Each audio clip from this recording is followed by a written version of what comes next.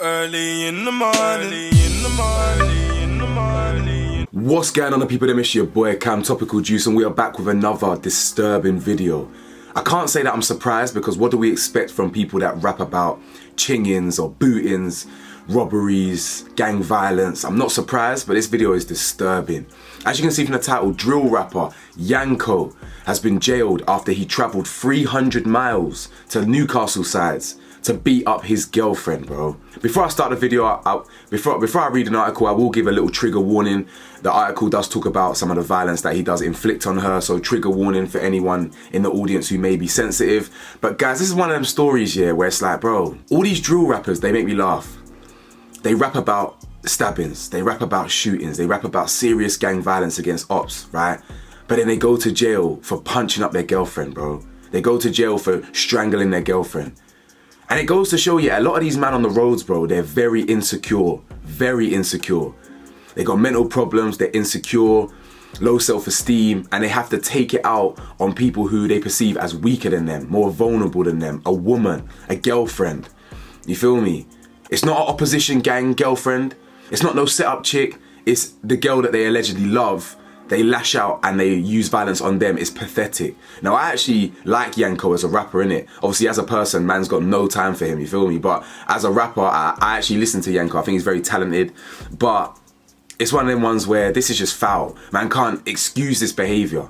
And at the end of the day, as I said, I'm not surprised. If you're rapping about all this violence, don't be surprised when they put hands on a girl, you feel me? So let's get straight into this video, man. There's enough to talk about. So yeah, like the video for me. All you gotta do is press that thumbs up. It makes a massive difference on how the YouTube video performs in the algorithm. If you like me, you like my content, please do consider pressing that subscribe button. It's road to 60k now. There's no point me saying 100k at the moment. It's too far away. Let's aim for 60 first. It's road to 60k. I'd appreciate your subscription. Press the bell to be notified. And if you want to support your boy, support the channel grow, please do subscribe to my Patreon page. The last video I did on the weekend was all about exposing the Metropolitan Police's most violent sexual predators. And this week I've got an amazing video all about the satanic and demonic history of the porn industry. This is a mad deep dive, guys. You don't want to miss this one. This is a proper sick video. As you can see on your screens right now, it says rapper travelled 300 miles to attack ex in her Newcastle home after she dumped him. Dylan Creffield Foster, who performs drill rap on YouTube and TikTok, turned up at the victim's home in Newcastle after a bitter split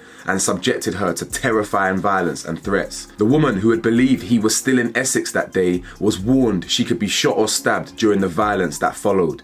She was left bruised and in pain and slept in her car or a hotel before moving home because of what happened to her. Now Creffield Foster has been jailed in Newcastle Crown Court. Now, before I carry on, already off the bat, you can see the real life repercussions of what's happened to her. PTSD. You feel me? Now, I've got something called CPTSD, which is something from, long-term childhood trauma. But it's a similar thing in a sense of, she obviously feels unsafe. She's getting flashbacks. She's having to sleep in the car. You know, like that, sleeping in a car or a hotel because of the violence that was inflicted on her. The PTSD, she can't even feel safe in her own home. This is what some men are capable of. And the lasting effects on the victims. The court heard they had been in a relationship which ended in June last year. During a phone call on July 19th, the woman had made it extremely clear she wanted nothing more to do with him. Prosecutor Joe Hedworth told the court the complainant was in Newcastle and she had no reason to believe the defendant wasn't at home in South. Mr. Hedworth said after speaking to Yanko on the phone in her car, the woman went into her flat and added, the complainant entered her flat, and as she did, she smelt what she described as men's body odor.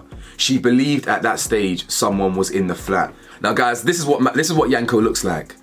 Look at my man. She's saying, fam, I smelt him before I saw him. Do you know how mad that is? Donnie's looking all smelly, looking all scatty.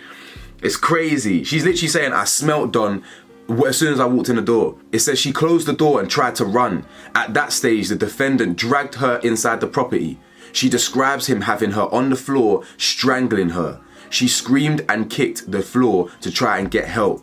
His friend walked out the bedroom and she continued to scream. The defendant and his friend covered her face and made some extremely violent and unpleasant threats. The defendant told his friend to stab her. The court heard the friend did not carry out the instruction and she was eventually allowed to get up before Yanko choked her again and twisted her neck. Mr. Hedworth said she screamed and he threatened her, "Shut up or I'll stab you." The woman then said she needed to use the toilet and was eventually allowed, but when she locked the door and began to bang and scream for help, he opened it from the outside and choked her again. The defendant began to calm down. The complainant was saying she would get back with him in an attempt to get away from him. The defendant tried to kiss her and she pulled away. Deep how tapped these guys are, bro. My man's literally just strangled this girl. He's travelled 300 miles to travel to this girl. And he then tries to kiss her after strangling her. Bro, these men are tapped, bro. These men are actually tapped. Have you not got something more productive to do with your life? You're a good rapper, bro. You're a talented artist. Rather than spending 4 or 5 hours driving to Tyneside or Newcastle or whatever, how about you carry on writing some music, bro? The woman was strangled again and thrown on the floor while Yanko demanded to see her phone, which she said was still in the car. Mr. Hedworth added the defendant had a rucksack and she suggested he had a gun and threatened to shoot her if she shouted again. It is right to say no gun was ever seen or produced and neither was a knife. He repeatedly told the other man to stab her. The woman eventually got out of the house and ran until she managed to get into a stranger's home and asked them to call the police. She was left with bruises across her arm, broken nails and in pain. Yanko left the area after the attack and was arrested at the Channel Tunnel 4 months later. The woman said in an impact statement, "I know Dylan and his friends are capable of serious violence. I am paranoid he will return. I am constantly looking over my shoulder and checking doors are locked. I was sleeping in my car and used hotels. I wake up whenever I hear a noise." Now guys, do I feel sorry for this woman? I do. I feel like no woman deserves to have this experience, or no person in general. No one deserves to be abused physically and left with those emotional and mental scars. However, I also have to look at this girlfriend, bro. And I'm not victim blaming. You know me, I'm not victim blaming, but I'm just a real guy and I tell you straight facts. You know what this man does. You know what this rapper raps about. He is a drill rapper that raps about shooting and stabbing people. He glorifies the murder of people that his gang have killed. So you as a woman, if you know this man has actively stabbed people before, actively shot at people before, why are you gonna be with him, bro? If you're not part of that life, if you're not a street girl, why are you with him? As I said, I'm not blaming the girl, but you have to be street smart. Well, do I blame someone who gets robbed at 1 AM walking down an alley? I don't. But do I look at them with side eye, thinking you probably could have avoided that if you had your street smarts and you avoided going down a certain alley at 1 AM?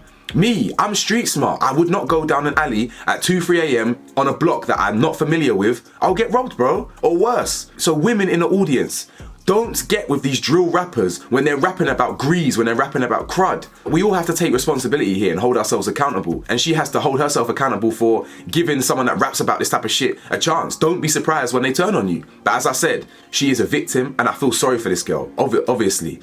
She doesn't deserve this. She's obviously just a civilian who listens to drill music, thought it was attractive that she was with this guy, and unfortunately she paid the price for that. Now, she's now suffering from extreme PTSD, saying that she doesn't feel safe in her own home, had to go back to her parents' home, had to sleep in a car, hotels. That is real life PTSD. She doesn't feel safe. She feels that, not to mention, it's not like Yanko turned up at her door. He was waiting for her.